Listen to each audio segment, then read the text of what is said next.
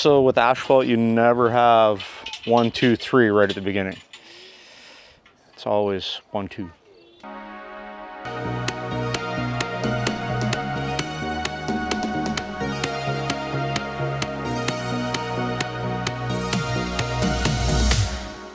I am not the first person to show this, and I probably won't be the last. And I have done this in the past before, I think before it was shown, but Joel McIntosh was the first one, I believe, that made a video about this. Anyways, site-made grommet. All right, I am just gonna make a small hole in this for right now. I am not entirely sure how big this needs to be for our pipe over here, but hose bib, it's not a pipe. Anyways, we're gonna get this installed so you guys can see what I'm talking about. A little hole in that, and just gently, come on, gently. And we have a grommet, folks.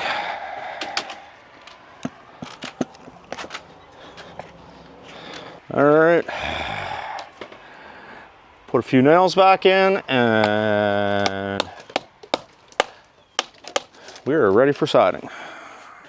Whenever possible, I like to create essentially a clip, and then I hem my fascia so I have no exposed fasteners on this box return.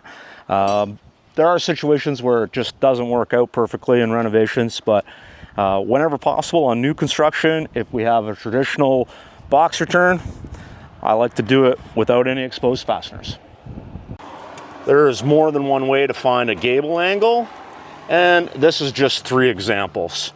So one way is we can set our piece in here, snap it into place, and I can take this measurement. In this case, it's 25. So if I transfer that 25 to here and connect the dots, that will give me my gable angle. Another great way to do gable angle is to use something like a gable scribe. Now, it doesn't have to be specifically a gable scribe. You could use a couple pieces of plywood and simply bolt them together to give yourself an angle finder. I can lock that down. I can take that and I can transfer the angle to the piece. That will give me my angle. And of course, another way to get this angle is to simply take a scrap piece,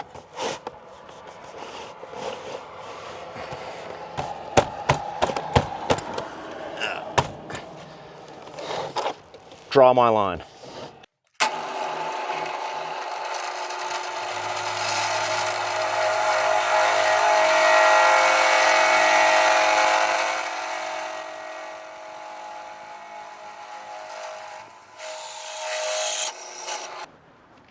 All right, getting ready to bolt this piece of aluminum angle on underneath the door. So we'll drill into the foundation, anchor it. Today with some wedge anchors. We have a special guest here. Anyways, when we add exterior insulation, sometimes there is no way.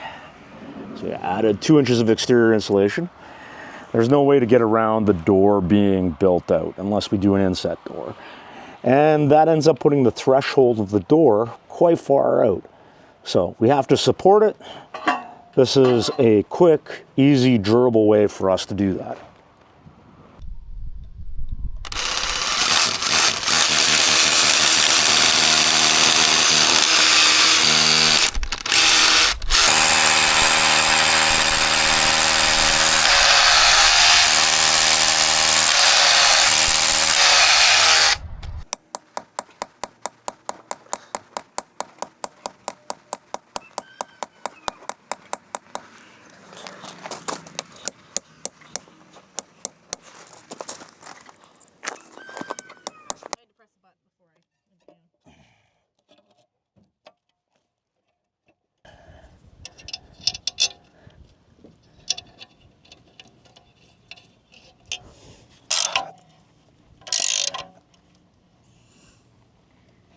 That is all that's. All right, we've got our aluminum angle installed, and you know, the sill of this door, the threshold of this door, I should say, sticks out, you know, a little over 4 inches past the concrete.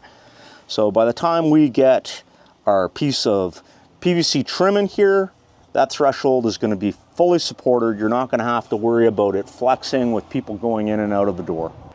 Now you can see this threshold is solid. We've got our finished PVC trim installed here. If you remember, we have the aluminum angle underneath, providing support right across the threshold of the door. And because it's fully supported, it doesn't flex. And that increases the longevity of the door because the joint where the threshold and the jamb come together is fully supported. You don't have that movement from an unsupported threshold.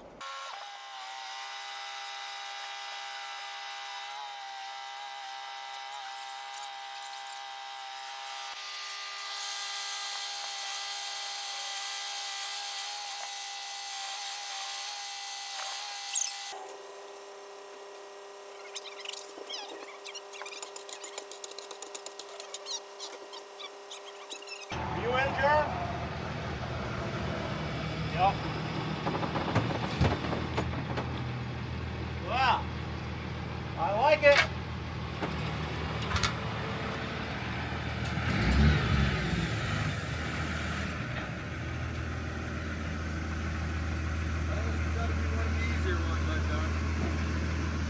Existing fascia is solid.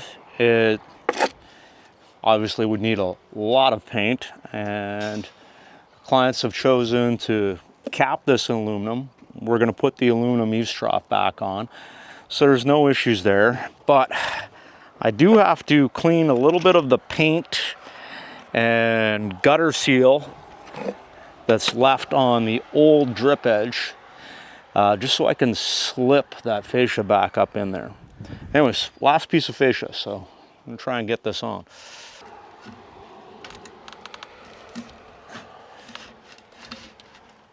Just because of the wind, I'm used to lapping my fascia like that. And even though it's not that crazy here today, this little stretch of road is known to see a little bit now and again. So, if we can get this up in place, I can mark the end.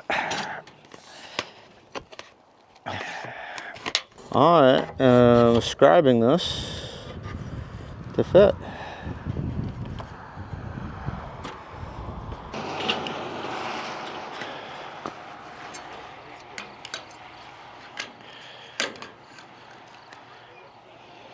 That would have been bad. If I had 45 that the wrong way, I would have been very angry at myself.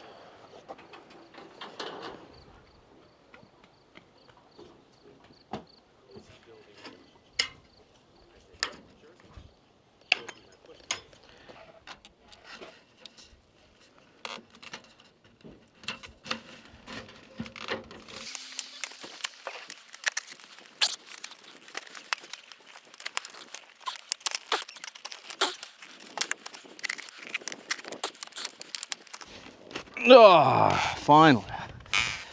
Twice as hard as new construction.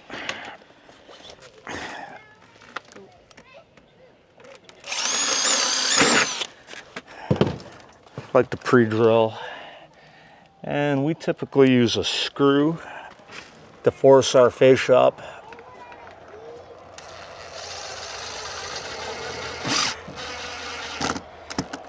I don't mean force, to hold our fascia up. Use a screw to hold our fascia up. One, no face nails, we end up with less oil canning. And yes, I know we're putting the eaves trough back up, but it's a consistent, repeatable process. And we have less fascia blow off. Screws hold better, our fascia stays up. And we don't always use aluminum. More often than not, we use steel or a much heavier gauge aluminum. So a couple little trim nails or finish nails don't really, fascia nails don't really cut it.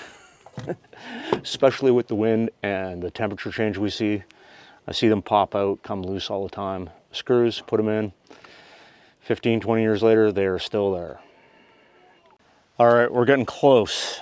We got the last two windows that we were waiting on. One was damaged in shipping, the other one just didn't make it here. But they're here now. So this is the last side of the house that needs siding. We're getting the last window in today. And next week, it's all about trim. Putting the interior back together, get these windows all trimmed out, and that's it. Back to one of our other projects.